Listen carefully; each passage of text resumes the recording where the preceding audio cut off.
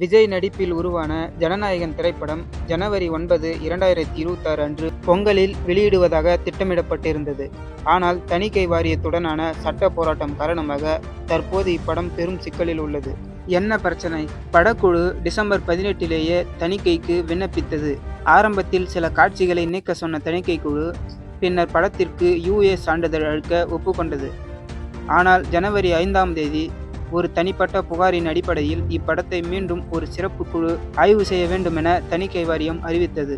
படத்தில் இடம்பெற்றுள்ள சில அரசியல் வசனங்கள் மற்றும் காட்சிகள் ஒரு குறிப்பிட்ட சமூகத்தின் உணர்வுகளை புண்படுத்தும் வகையிலும் இராணுவ சின்னங்களை தவறாக சித்தரிக்கும் வகையிலும் இருப்பதாக கூறப்பட்டுள்ளது.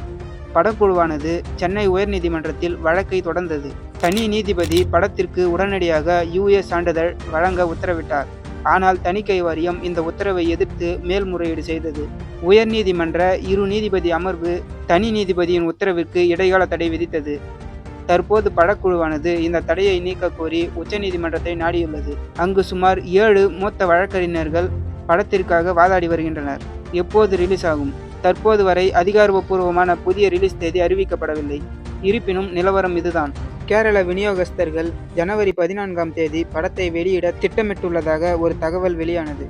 உச்சநீதிமன்ற தீர்ப்பு வந்த பின்னரே தமிழக ரிலீஸ் உறுதியாகும். அடுத்த கட்ட நீதிமன்ற விசாரணை ஜனவரி 21ஆம் தேதி வர வாய்ப்புள்ளதால் படம் ஜனவரி இறுதி வாரத்திலோ அல்லது பிப்ரவரியிலோ தள்ளி போக வாய்ப்புள்ளது. இப்படம் விஜயின் கடைசி திரைப்படம் என்பதால் சுமார் 500 கோடி ரூபாய்க்கும் மேலான முதலீடு இதில் அடங்கியுள்ளது.